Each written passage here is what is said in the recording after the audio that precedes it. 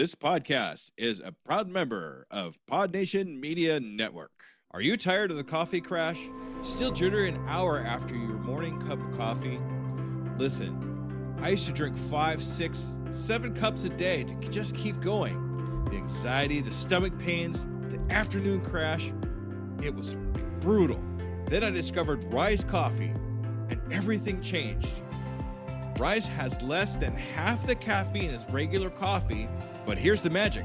It contains 6 organic mushrooms, including cordyceps, lion's mane, and others that naturally sustain your energy without the jitters or crash. We're talking sharper focus, immune support, better gut health, and calm, sustained energy that lasts all day.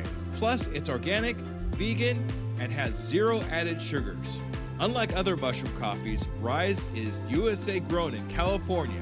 A full spectrum of mushrooms per serving that actually works. Here at Pod Nation, we only partner with brands we actually believe in. And Rise Coffee is the real deal. Head to risesuperfoods.com and use promo code PODNA15 for 15% off your order. That's PODNA 15 for 15% off. Ditch the crash. Fuel your day the right way with Rise Coffee. I see ghosts, specters all around me, living in stock, blazing the dark. One by one, pictures gather around me. Where those moonflowers used to last no more. Specters gather around here, living in stock, blazing the dark. Night by night, stare into the black where moonflowers used to grow. Welcome back, everybody, to Paranormal, the New Normal. I'm your host, as always, Jeremy, here trying to make the world a more normal place. Does it ever happen? These days, no. It never does. And, well, today we might actually accomplish that to some degree. I can't promise anything, but we'll see. You know, I like to go down wormholes and things happen, and we go different dimensions sometimes. You know, these things happen. But anyway, my guest to help me on this path today is Miss Julia Rajagopalan. Palin. You got it? Oh, okay. You try to pronounce that last name, folks. But Julia is a witch, a certified nutritionist, a tarot card reader, and a lot more, but we're going to get to all that in a bit. First things first, how are you doing this, well, afternoon, I guess? Oh, I'm doing great. How are you doing? Tired and sore. Damn snow, folks. Damn snow. But Same. the show must go on. The show must go on, and gives me a chance to get out of the house too. So the show must go on. I'll ask you the first question I ask everybody on this show.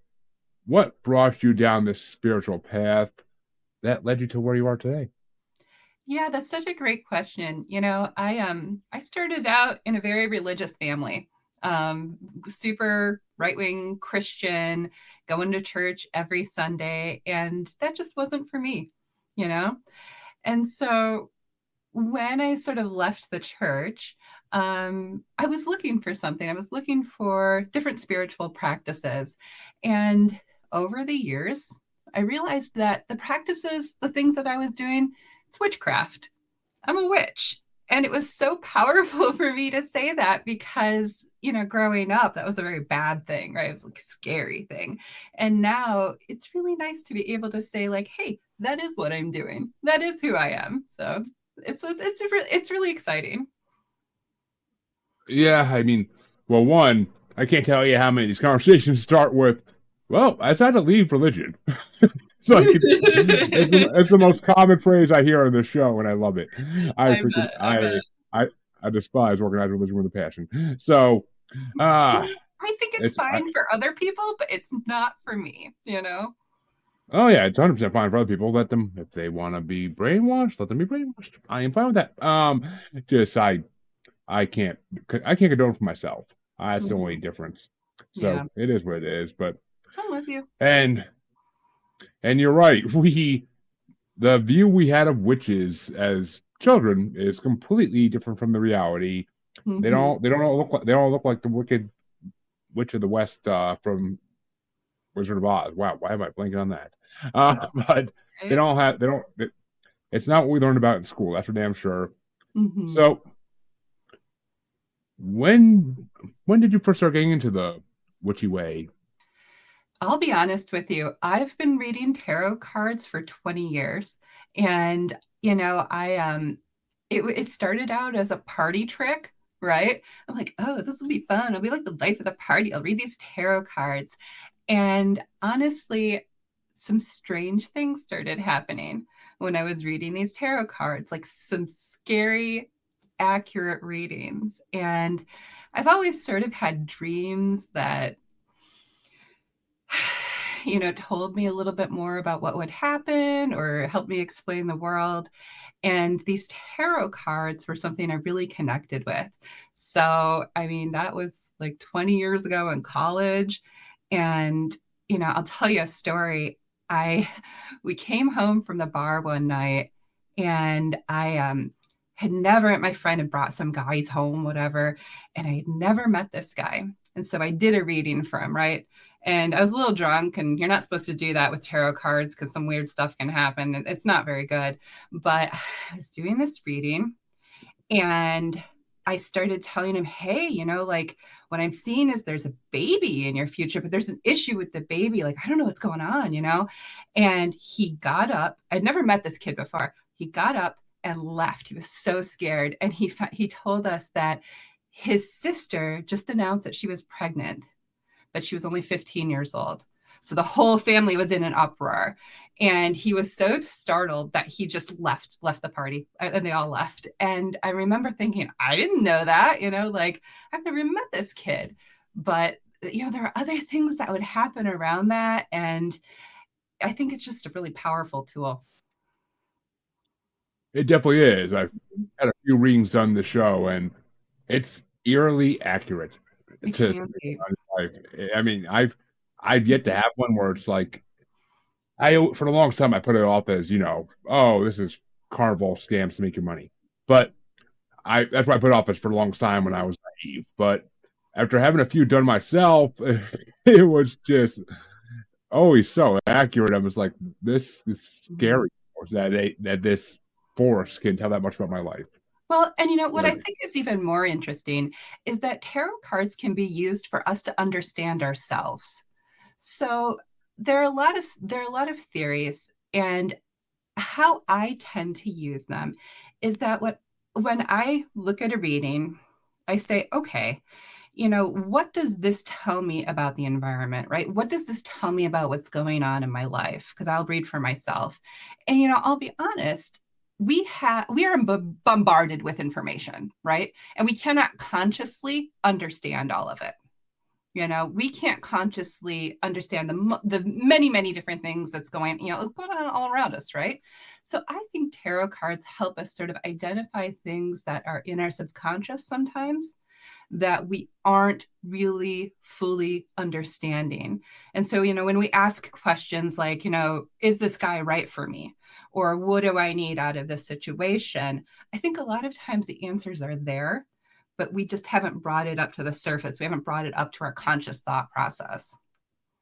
True. I mean, well, we only use what, 10% of our brain, so Right. Not surprising that there'd be things hidden there that made these cards help bring to the forefront. I mean, seeing a medium or a clairvoyant could do the same thing. I mean, it brings up what's in your mind that you don't realize at the time. So it's it's scary, accurate, and that's why it's scary. Is because we're already thinking these things. We just didn't realize it. That's why it's fucking scary. It really is.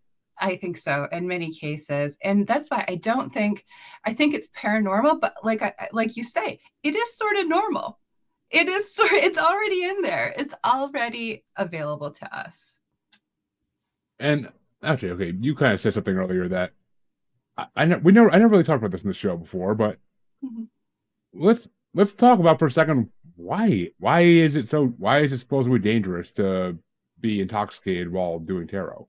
Like I've had guests say that, I just never really like expanded on it. I'm kind of like, now I'm thinking like, I never really got an answer for that. Yeah, in my opinion, well, I'm 3 years sober, so I am firmly like in the camp of, let's be responsible with alcohol. But in my opinion, the reason they say that is because you might say things you regret, you regret. You might say things to someone who you're reading for that is damaging, is hurtful, because I never want a reading to hurt the other person, right? So when I do a reading for another person, I make sure that I'm doing it with tact, with kindness, with the thought process that I want to help them in some way. And I just think when you're drinking, you're not careful with your words. That's my opinion. Well, yeah, I mean, 100%. Mhm. Anybody who's had drink knows that's true. Once you get to that point in your limit, it's yeah, you ain't talking the right mind. You're talking out of your ass, Exactly. basically. You ain't talking out of your mind even. So it's Exactly. yeah. I mean, but I almost think it'd be. I would actually watch if someone did a YouTube channel where that's all they did is get intoxicated and do tarot readings. It'd be funny. It'd be funny. I mean, obviously, the guests that come on would have to sign something saying they know what's going to know that person's Right. doing in that state. But I mean, it'd be pretty funny to watch, I think. But that's me.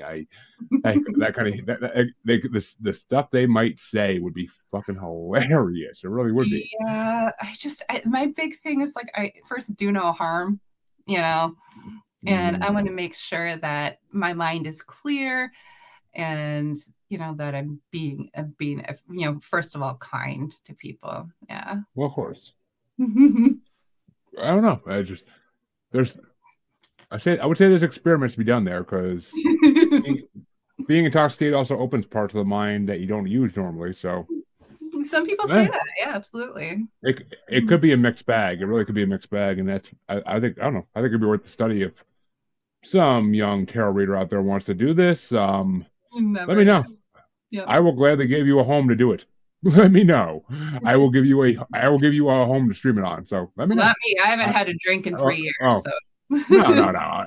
I'll let some young tarot reader in their 20s who There you wants go. to have some fun do it. But either way, it's an idea. It's an idea. So because you're also a nutritionist, Hmm.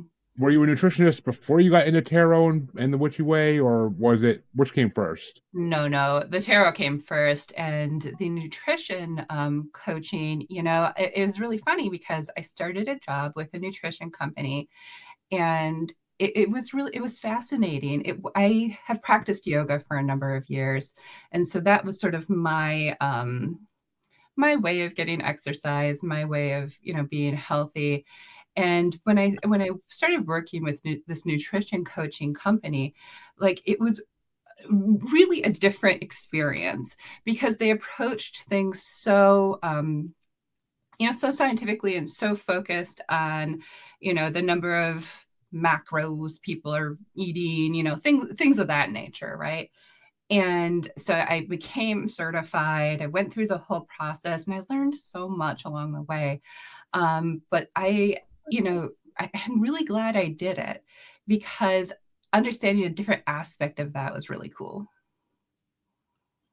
So how did you learn to tie the two together? That's what I'm kind of curious about. I mean, Right. because I mean, being a witch has very little to do with eating. So, Yeah. I, Right. It seems like it's a little different, right? So one thing I learned when I was going through, literally thousands of interactions that coaches had with their clients, and I learned that like most people know what they should be doing, right? Like they know they should be like eating less sugar and, eating more protein. They know they should be like going for walks in the evening, and not sitting on the couch, but they don't do it. Why? Like why don't they do it? They know that, right?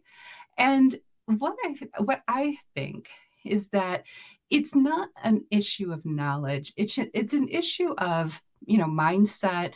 It's an issue of habits, and it's an issue of mhm. understanding how that stuff fits into our world, right? Like we know we probably should be like drinking less. We all kind of know that it's not healthy. It's not good for us.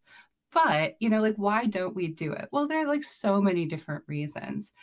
And the fact of the matter is that witchcraft and magic and all sorts of things like that has a lot to do with motivation, with intention, with mindset, and with being really focused on the world around you, being really focused on, what's going on. So I think that to approach the idea of mindset and to approach the idea of intention, we can access that through witchcraft and spiritual things like that, right?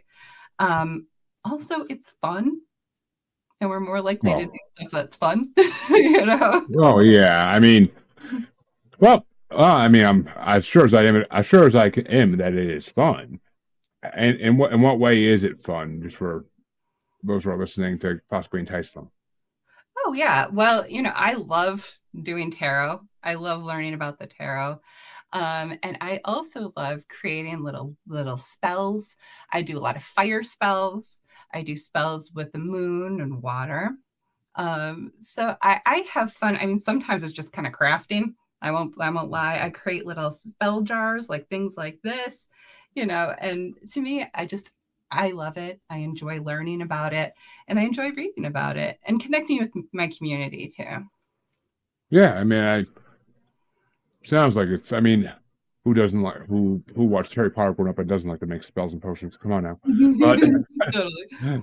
that's the way I see it. But so, I mean, and you're right. It is about mindset. As as a man who needed a gastric bypass surgery because he just couldn't get in the mindset to lose weight. I will. And maybe the surgery was easy. That was the simplest thing I ever did in my life. But That's good. it's the mindset afterwards that's the hardest part. When you have a full plate of food in front of you, and I literally did a couple weeks before Easter, which was the stupidest decision in the world. Yeah. So I like when you literally have a full plate of food in front of you that you love, because any food, come on. But Yeah. I'm a fat boy by heart. But and like you can't eat it. Like you can only eat like right after surgery. At that point, I was lucky I could eat like 4 or 5 bites, mouthfuls, and get full. And it was just like, like this is a person who used to have like seconds and thirds of everything, and just down everything. I mean, those who've been listening to my podcast for long enough watching it, you know, I was a lot bigger when I started this than I am now. But it's a mindset thing. 100% is. But see, people like me without that surgery, there's nothing that could have been done to change that. I mean, maybe your way would have worked. I mean, I never really looked for alternatives. It was I put off the surgery for so long, and as eventually I got to the point where I like had a future wife and stepkids in my life. So I was just like, all right, I need to do this. I understand.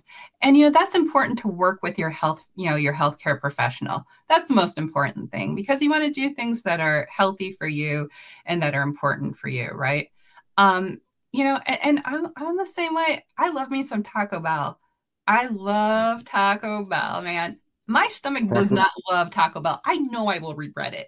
I know I will regret that for 2 days afterward. But I love a gordita. Chicken gordita supreme is the best, So how I deal with that is I will put a little totem or like a little spell jar in my car. And yes, I'm putting all of these things together, I'm putting stones and, herbs in my spell jar. But what they are really doing to me is creating what we call in behavior change, an environmental cue. So this is a cue to remind me to, let the Taco Bell go. Yeah, I mean it's yeah. I would say Crunchwrap Supreme is the best thing ever. I mean, those are delicious. Yeah. I mean, I get the cravings. The cravings are insane when you. I used to work a job too where I used to drive around all day to different stores and just seeing all these different like fast food places you pass by. It's just like, before the surgery, I would just stop at so many, and if I was in the mood, and just be like, ooh, Arby's happy hour in the afternoon? Yes, give me 6 sliders, please, for $6. Just freaking, it was amazing. But no, I'm with you. And now it's like not healthy, and my stomach doesn't appreciate it. I'm literally like miserable for 2 days afterward, And Mhm. I'm just like, and here's the thing, like, I think there are a lot of, in my witchy community, we're not, and I shouldn't say that, but like, for me personally, like, I don't really feel comfortable in a gym, like lifting a bunch of No. weights where people are slamming things around and like, that's just not my vibe. And so, No, I mean, I mean there are specialty gyms out there for people who just want like smaller crowds, or there's female only ones. I believe it's been a long yeah. time since I even tried to step foot in a gym, but I mean, yeah, it's just I never liked the gym culture either. I never was a fan of going, and I'm not gonna lie, I was a young 20-something-year-old guy. I was just using it as a chance to check out girls. I mean, Right. And for me, I like in my community, I think we can be healthy, and I think we can make healthier choices, and it doesn't have to be like I don't like to use healthy as like a code for losing weight. I think it's bigger than that. I think it's getting the right amount of sleep, right? Like I think it's, trying to stress out less and be more mindful, right? Like I think it's a variety of different things. Many of these things are based around mindset and intention. And I think that's just a oh, part of the God, process, you know. you're not wrong. I mean, you're not wrong at all. It's as someone who with almost a 3-month-old, and Well, sleep is very yes. important, and you don't get it. And people, I miss getting easily 12, 13 hours a night and not getting woken up once. Yeah, I'm lucky if I get 8 hours now. But That's and life. yeah, and in the first couple weeks, I was lucky if I got 3 hours straight. So Oh my God. it's it's fun. It's fun, but sleep deprivation is very real and very dangerous. But it was not the first month. My God, I would thank God's the last kid, because I would not, I'm not reliving that again. But Oh God. but I mean, yeah, it's true. Sleep Mhm. and stress you're going along with sleep deprivation, with stress of a newborn, especially, is just no. I mean, these are two things that are very important to control. Otherwise, your life will be destroyed. It- Oh yeah. And I noticed too, like trying to stay sober, I got to make healthy decisions all around. So like I know when I'm super stressed out, I want a drink. I mhm. know when Amen. I'm overtired and exhausted and frustrated and I haven't gotten enough sleep, I want a drink. So being mindful of all of those things like not helps me make healthier choices.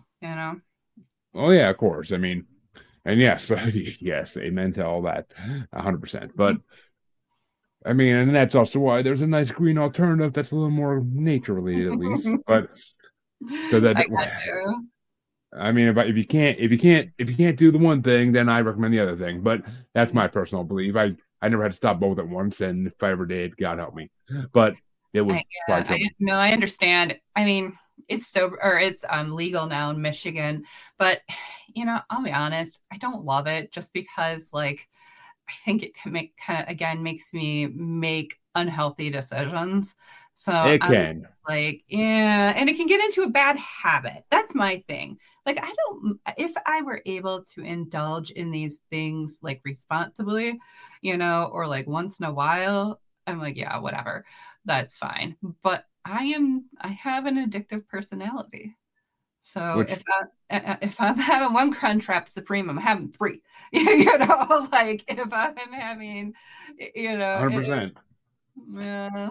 And I mean, but the important fact is that you recognize that, at least, because a lot of people who have that personality don't recognize it, and everybody else can see it except them, and there's like, I don't know why I do these things, and everybody else around them is just like, dude, we've been trying to tell you for years. No, Like I know, and it's taken me I, years.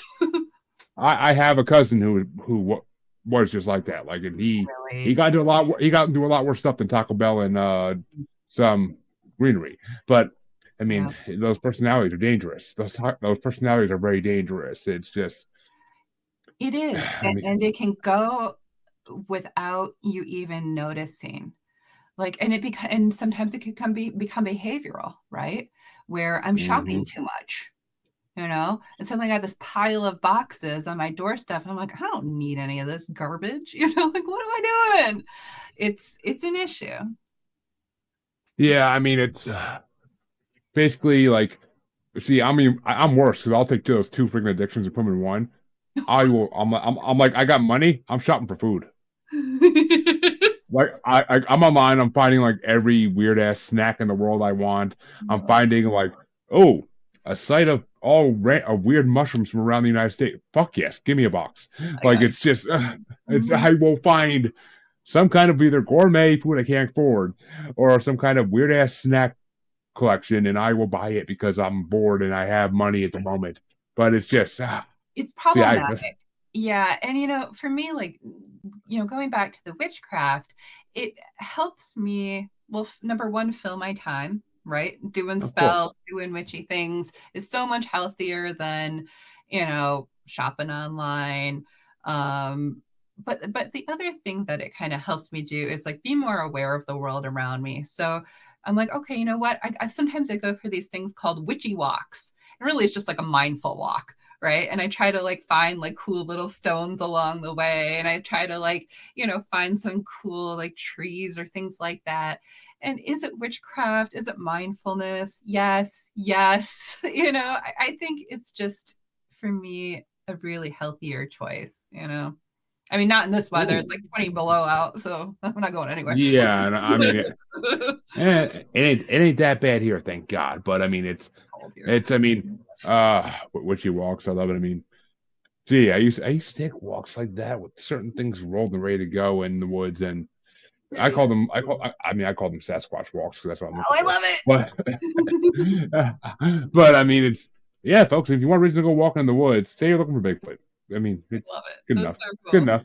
Gives you purpose. Gives you purpose. Gives you a focus. I love it. I found a footprint once. I found a fucking footprint. I swear to God. And where? I live near a place called Leominster State Forest, and it's Leominster State Forest is well known as a Bigfoot UFO. I've heard of it. Yeah. Yeah. It's well known. So I found a footprint like on like the beginning of the trail too, and I'm like this close to like roads. But I took a picture of it, and I ended up my self-doubt got the best of me. I ended up deleting the picture because it was like I kept questioning it. The more I looked at the picture, the more I questioned it. I'm like, I don't know. I'm like, is it actually a footprint or is it? I don't know. Yeah. I'm in a lot of Bigfoot groups, and I try to be a respected paranormal podcaster. I can't just be posting pictures of shit that's not it, and I will be ridiculed off all the platforms. So it's I mean, I'm not sure enough about this to do it. I'm like, if I get real proof, I 100% will share it. But yeah, you better. Also oh God, yeah. I trust me. I still keep an eye out. Every time I drive down a back road around here, I keep an eye out just because you never know. You never know. You never know. Mm-mm. Well, actually, since you did say earlier you live in Detroit or near Detroit, whatever. Mm-hmm.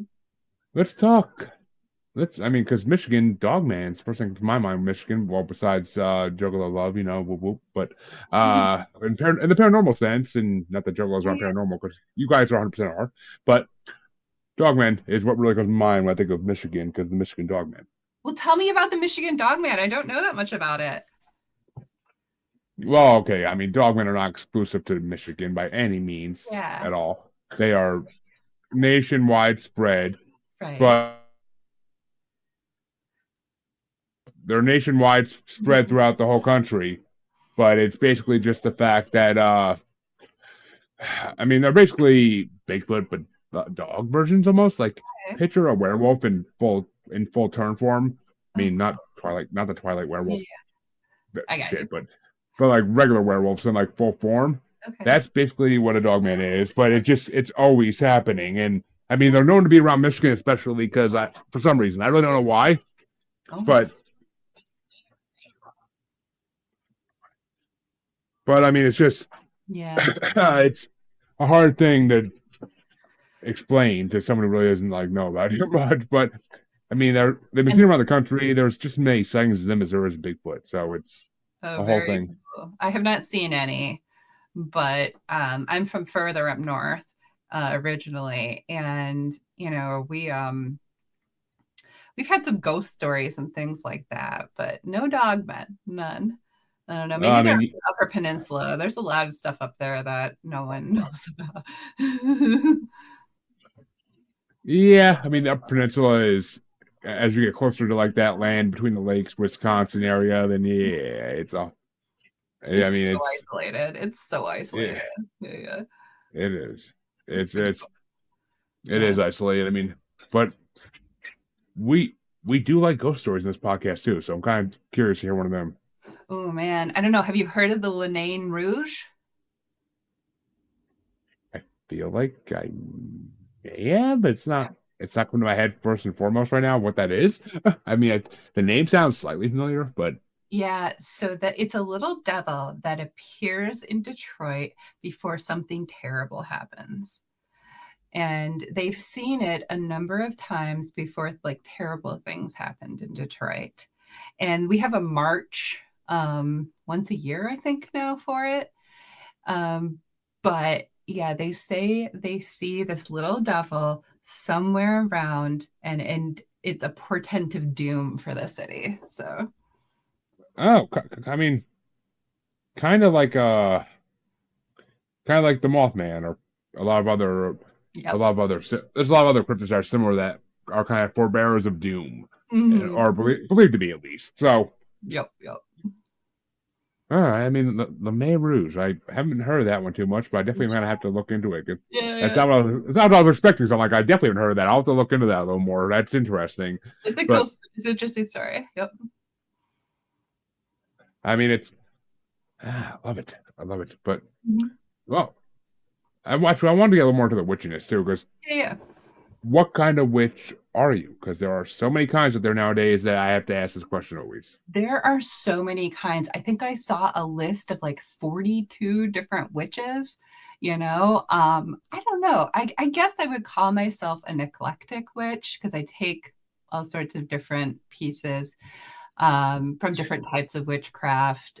Some people are kitchen witches. I would say my sister's probably one of those. She's a chef and she loves to cook. So, like, I would say she's like a kitchen witch. I call myself Hmm. a book witch. And that's something I totally made up. But so you can add 43 to the list. But I think that for me, I find magic in the written word. I find magic in books. I find magic in learning.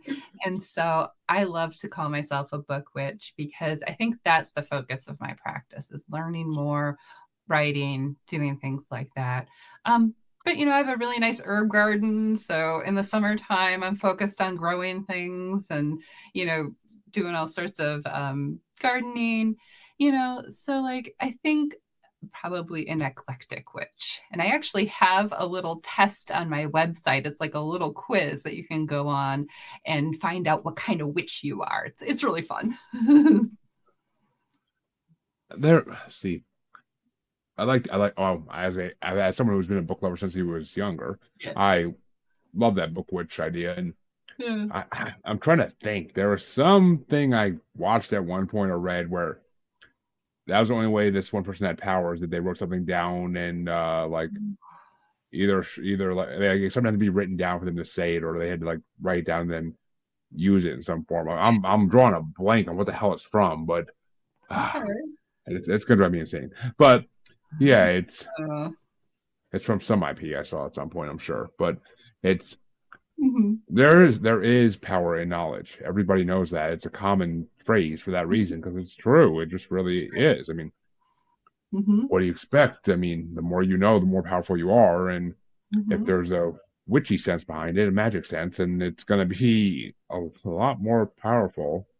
Well, and I think it's magical in that the written word creates a world in our brains, right? It creates like essentially hallucinations. We get so involved in some of these stories that we are transported to a totally new perception and totally new place. And there's so much magic in that. I think it's so cool.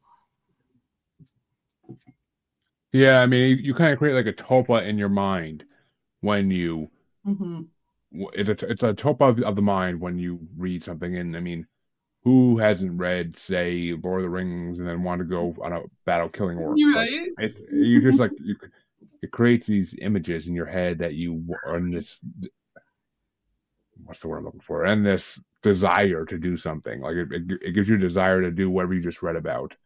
I mean, Hmm. if you read a good enough cookbook, you're gonna want to go cook because you're gonna be hungry. One, Oh, and yeah. two, you're gonna be enthralled by all these pictures and all this idea of these different things going together. Like It's there's so. I pure mean, inspiration. It's so cool, and like you time travel, you read this book, and then an hour, I don't know about you, but like an hour later, I'm like, whoa, what happened? Where am I? What's going on? Because I have traveled to a different place in my mind. And I think that's such a fantastic thing. it really is. I mean, books do transport you to a different dimension. It's a beautiful thing. Yeah. But I mean, it's amazing. It really is. So but actually, you mentioned a garden too. So do you use your herbs in the actual like potions and totems you make, or? Oh yeah, I've got some rosemary in this guy right here. And I do a lot of simmer pots on the stove.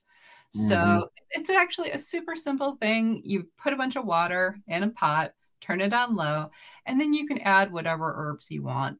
And there are different herbs that are focused on, different uses, right? I like to add some citrus sometimes, some cinnamon, things like that. And you let it like just slowly simmer on the back burner. It's fantastic. Yeah, at least I'm familiar with the idea of simmer pots. I've heard that idea before, and it can't say I've tried it. I just don't have the time. But I got you.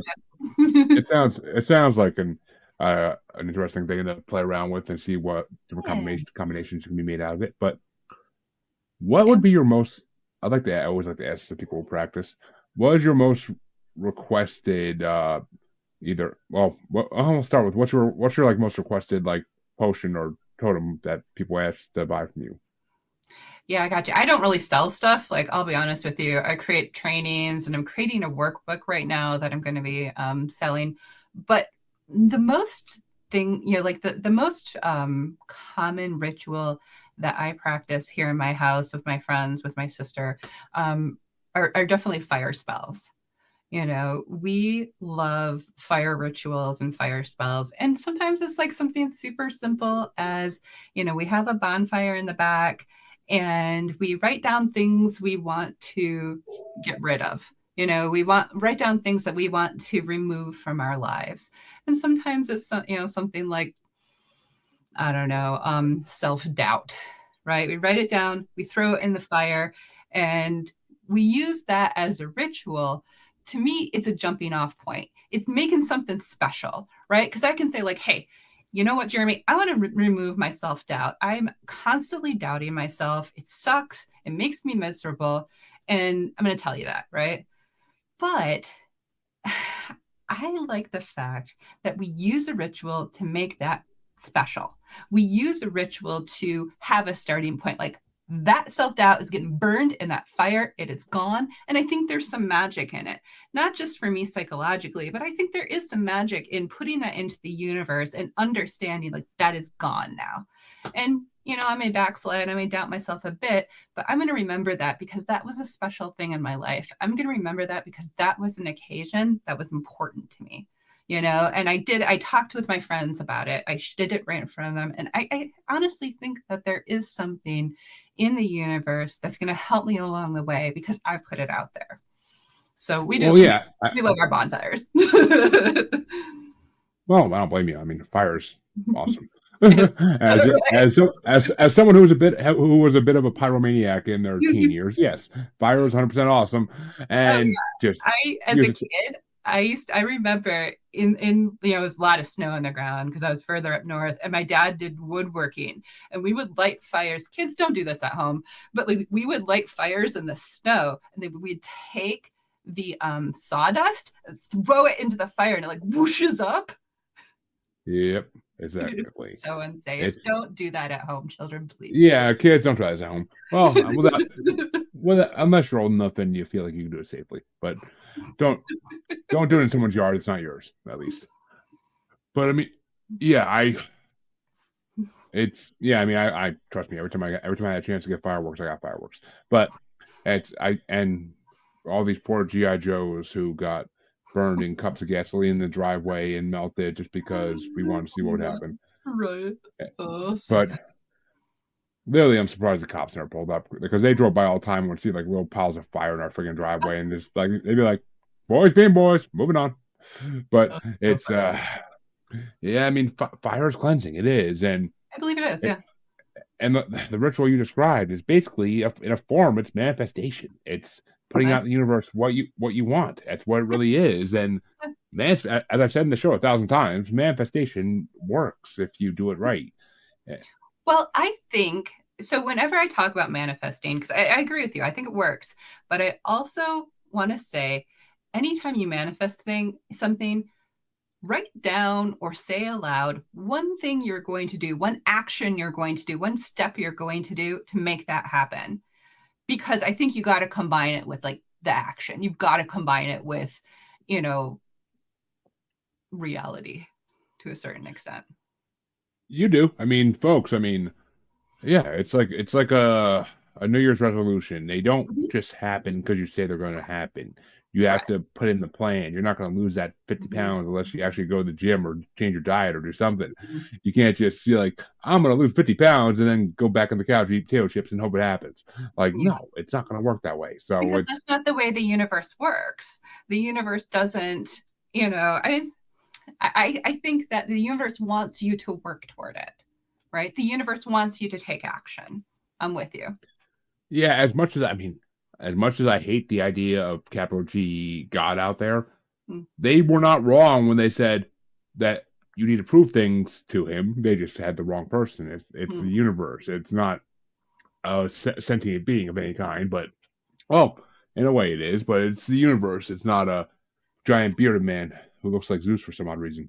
But I don't know. I can't say it's a certain name in one way or the other, and I'm not sure there is like some sort of overarching.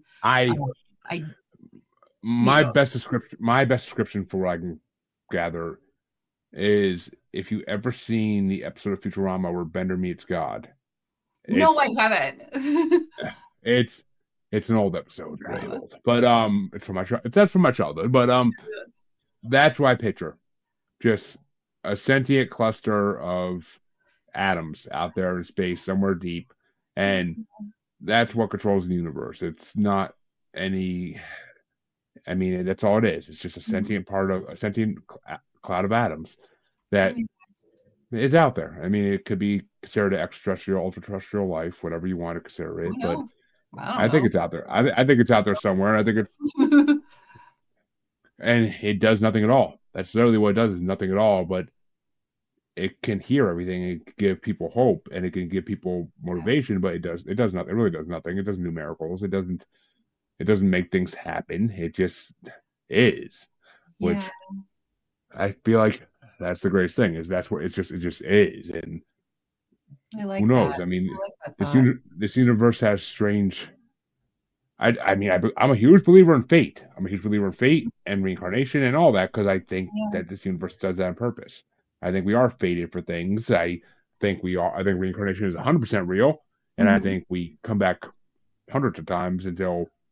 Though I just had an interesting discussion the other night with a channeler who told me that. I mean, he's not the first person to say this, but he's the first person to really solidify it in my mind. All our past lives are happening at the same time as our current life. It's just different dimensions. Yeah. I like that. I think anything's possible. And I've seen some things in my life that I could not explain with just science, that I could not explain, away. And I think there are so many possibilities in the universe, and when I say the universe, I mean a whole mass of things, I guess, but I think I cannot explain some things, and I think that's what's cool about it. I think the not knowing, I think the not fully understanding, and the exploration, that's life, man. That's the point, you know. So it's so interesting. It is. Would any of these unexplainable events be paranormal related in any way? Just out of curiosity. Well, like I told you, the tarot cards, I could tell you a dozen experiences like that. I mean, once I can tell you, I had a dream that my sister and my mother were on a bus on the field trip, right? And they got in an accident. And I'm telling you, I could picture what happened. They were next to a big brick wall, and the guy who hit them was in this little blue car and he was stumbling around. I thought he was hurt. And my mom called and she said, you know, they went on this trip, this school class trip. And she's called and she's like, you'll never believe what happened. I'm like, your bus got in an accident. And she's like, yeah, how did you know? And I was like, I had a dream about it. And she said, well, what happened? And I said, yeah, did the guy get hurt? Because I could picture him like stumbling around. I think he was hurt. She's like, no, he actually had a real bad case of MS and he probably shouldn't have been driving. So he wasn't walking well, you know. Uh, And I was like, I could tell you, I guarantee I could take you to that corner and tell you exactly where that happened. And this is hundreds of miles away, you know. I Interesting. think there are things in the universe that we pick up on, right? Like there's no way I could picture that, you know, like there's no way, no one told me what happened. I told my mother what I had seen and she confirmed Mm. it. But I think we're connected to the people we love. I think we have connections throughout, you know, who knows, maybe it's like some physics that we don't fully understand yet, or maybe it is something paranormal or spiritual. I firmly believe a lot of these things that we call paranormal, things we don't fully understand yet, you know. Exactly. I mean, that's prime definition of paranormal right there is things we don't like, things we can't explain.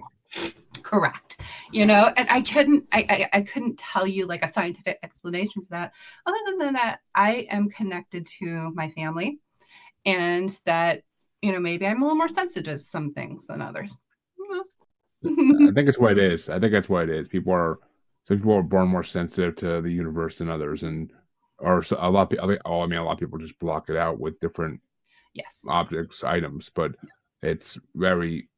Some people are just born way more sensitive to it, and it's special. It's a bond with the universe that a lot of them take for granted. A lot of it was mistaken a lot in the past for mental illness, and it's just people now. Finally, nowadays, people are like kind of approaching it with as a gift, like it should be.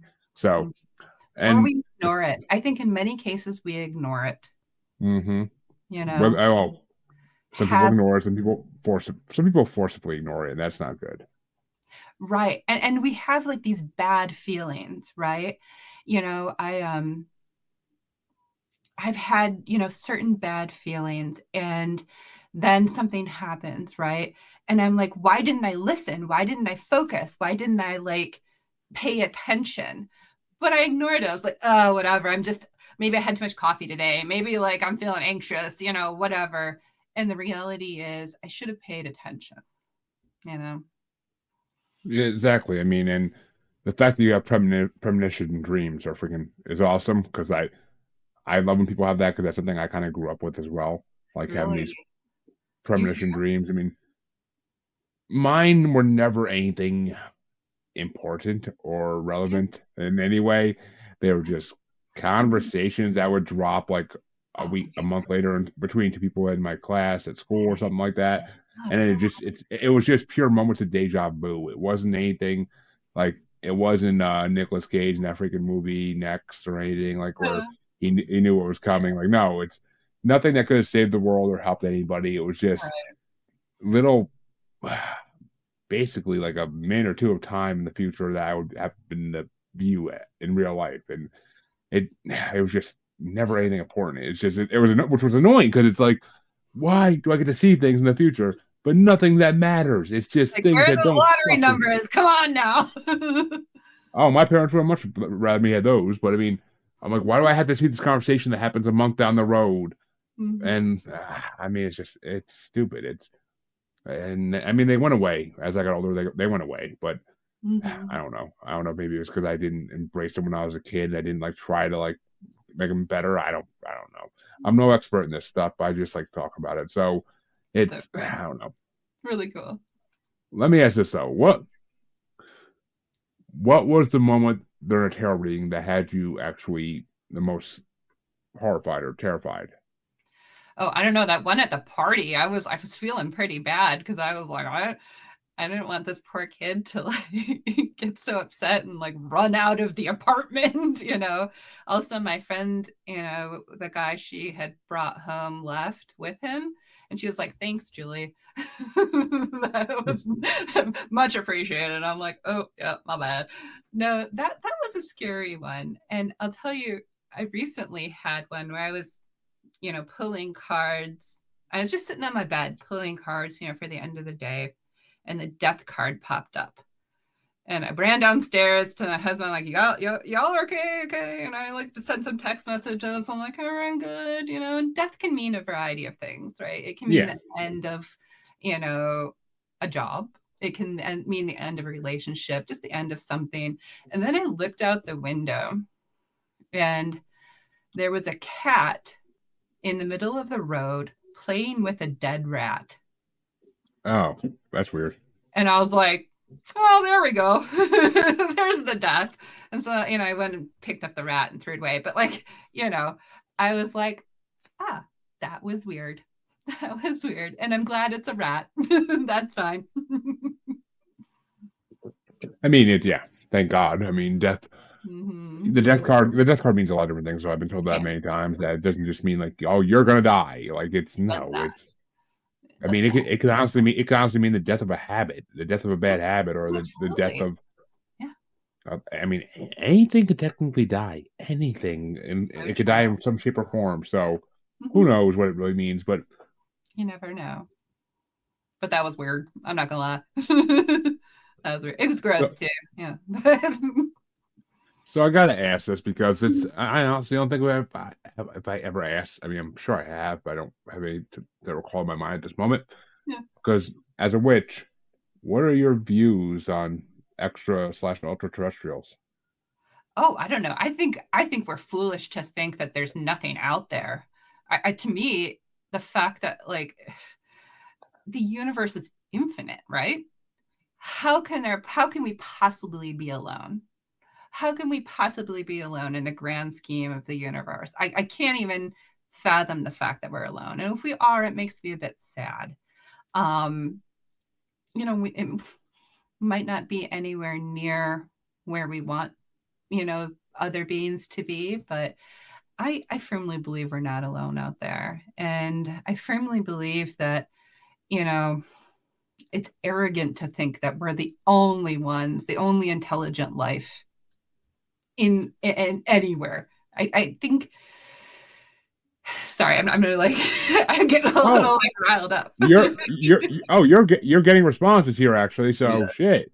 Mm-hmm. Thank you, man. I mean, yeah, it's we are not I mean, 100. We've talked about this show 1,000 times over, but they're already here. They're already here. They've been on this planet for millennia. They could have even started the human race for all we freaking know. Who knows? So I don't know. But I do think it's arrogant to think that, like, you know, we're alone in this universe. It's so arrogant. Like, seriously. I literally, I can only think about a few people have actually met in my life who believe that we're alone. I mean, it's almost a majority thinking nowadays that we are not alone in this freaking universe. I mean, the federal government admits that UFOs are real. I mean, it was to take everybody's distraction away from COVID, but I mean, yes, they admit they were real, and we're like, most of us are sitting there like, yeah, buddy, you're about 80 years too late. 1944 should have been they're real. Come on now. But it's Yeah, and I don't even think you're right. I think it's a mainstream thought at this point. Like, I don't think people are like even at this point questioning it. It's yeah. If someone is questioning it, I question their intelligence. Just I saying. agree. Because But it's, it has their own beliefs. I try to be cool about that, but like, yeah, I'm with you. I mean, it's not $1.50 freaking non-mainstream newspaper like stuff anymore, like it was in the 90s. You'd see, I gave birth to an alien baby. It's not the freaking tabloids anymore. It's not that crap. It's people are believing it nowadays more than ever. Look at all the freaking pop culture that has come out of things related to aliens in space Oh yeah. since the 40s, 50s. I mean, God, it hasn't gone away, and why would it? Because things don't go away if people actually are experiencing these things or believe in them. Yeah. And look at, I mean, in this I'm a world of huge podcast, sci-fi fan. I love sci-fi, and I just, if we're alone in the universe, to me, that's so sad. I can't even imagine. I don't think it's possible. I mean, folks, I literally go on my pages and look back a couple days if you want. On Friday night, I literally had a guest who channeled Arturians and other species in a collective on my show, and I got to ask them questions. It was fucking mind blowing. But it happened. It happened. Check any of my pages, and you'll see it. But it freaking happened. I mean, Wow. and do I think he was just making that shit up? No, I don't. Because who would go on podcasts and do that just for shits and giggles? I mean, everybody usually has better things to do in their life than just to play pranks on people. At least I would hope so. But especially, I mean, he wasn't no damn young. He wasn't like that young of a kid. He was. I mean, he may have been young compared to some people, but he wasn't young. And the voice that was channeling through him spoke with such wisdom, and I was a full believer at that point. I was just like, wow, you really can do this. Okay. Oh, that's so cool. I gotta watch that. Yeah, no, and I don't know how any of that works. I wish I did. Takes smarter people than me to understand all that. But I think there's so many things that we don't understand, and I think there's so many things out there, that we call paranormal, but it's what makes our world so interesting. It's what makes these things so fascinating. So yeah, that's super cool. I gotta check it out. I mean, I mean, the world is more paranormal nowadays than it ever has been. More people are believing in it. The amount of people in the Bigfoot and other groups I'm in are more people than I ever would have thought believe in this type of thing. Yeah. And I mean, I'm an admin in one of these groups, and we keep the trolls out. But there are so many people in the paranormal world nowadays that's ridiculous. Like it's ridiculous. The amount of believers is amazing. It gives me hope for the future, actually. That because this many people want to start actually finally seeing what's been there for years. Yeah. When everybody used to shut their eyes and not want to see it. Well, and that's why I want to have some of these tools, like, my workbook, like the healthy, like living stuff for people like us, right? Who are, in a different community, who are not necessarily, running a 5K, who are just like open to new experiences, open to, manifestation, open to spiritualism and things like that. Because I think there are more of us than people realize. And I think that in many cases, we don't have a lot of resources, So to me, I want to make sure that like I'm creating a welcoming environment for everyone, Exactly. That's what it is. It's gotta be that. It's gotta be the fact that it's just, and I totally had something here, but I just fucking lost it. My bad. But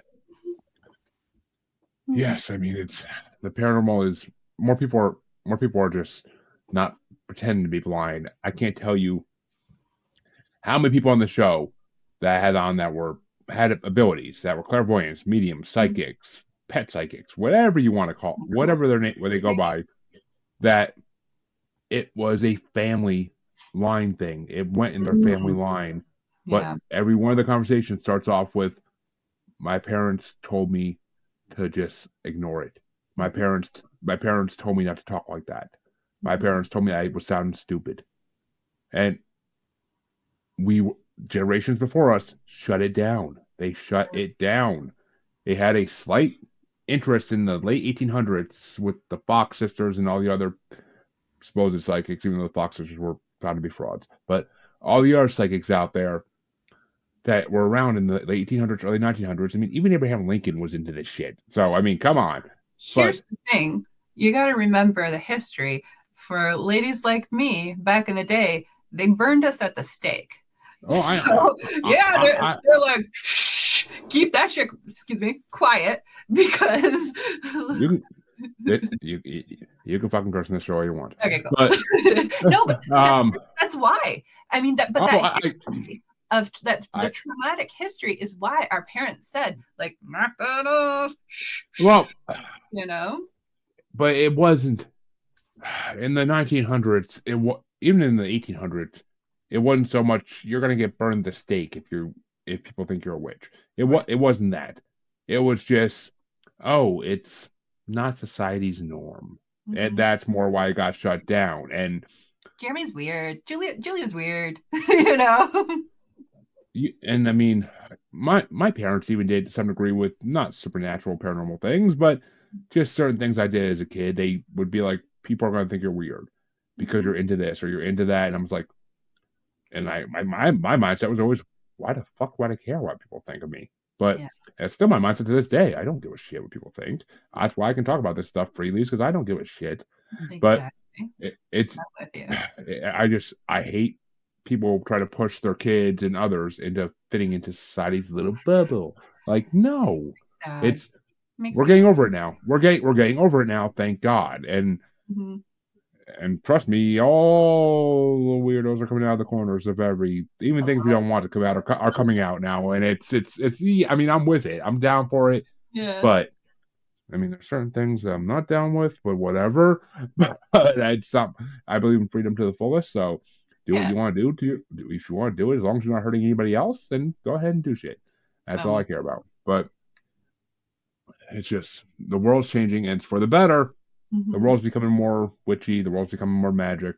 All of these terms apply at this point. So it's a great thing. But Julia, tell them where they can find you and everything you do if they want to explore you more. Yeah, absolutely. You can follow me on Instagram at Healthy Witch Wellness. And I have a website, healthywitchwellness.com. I also have a Udemy course that sort of walks through all these things and a workbook that's coming out very soon. Well, there you go, folks. Plenty of healthiness and witchiness for everybody. All in the same bag. I love it. Yeah. Embrace it. Embrace it, folks. But for you, and I want to thank Julia for coming on, because this has been a fun discussion for an hour. I enjoyed the hell out of it. So, thanks for having me. My pleasure. And thank you to all those who watch, as always. But if you want to know where to find me, well, shit, you should already know. But if you don't know, listeners, or you're new, if you're new, no harm, no foul. But those listening to every episode, Jesus Christ, you should know by now. But check the outro. It's all there. And watchers, it's on the bottom of the screen, wherever you're watching. You can find me. I'm not hard to find. You Google the name of the podcast. Trust me, it comes up everywhere. So, but I will be back at some point this week with another interview. I'm not sure when exactly. And our werewolf movie bracket's coming up soon. Not Valentine's Day weekend like I want it to be, but sometime after. But, sorry, it takes time to watch movies, folks. Especially the newborn. Because you got to watch Curious George a lot. So, but come back next time and check us out. And one last time, thank you for coming on, Julia. It's been amazing. Thanks for having me. It was super fun. You can find me on Facebook as Jeremy Bryant, or you can find me as Uncensored, Unapologetic, and Untamed UQ Podcast Collective Facebook group. You can find me on Twitter and the Instagram as @JugglerBastard, or should I say X now. And you can find me on TikTok as that Juggler Bastard Podcast. You can also find me on YouTube as Paranormal the New Normal. And you can also find me streaming on YouTube as Blind Knowledge Network. Because all knowledge is blind until they admit Bigfoot exists. Listen, here's the truth. If it's not something you love to do, automation is mandatory. You didn't start your podcast to spend hours editing clips. You started it to create, connect, and grow your audience. But here's the problem. Every other platform works with video podcasts, and manual editing eats up your most valuable asset, your time. That's where Opus Clip changes everything. Upload your video, and Opus Clip will automatically find the gold nugget moments, auto-clip the captions for the best parts, perfect for TikTok, Reels, and Shorts. 1 hour-long episode becomes 10, 20, even 30 viral-ready clips in minutes. The tool even predicts each clip's viral potential, so you know exactly what to post.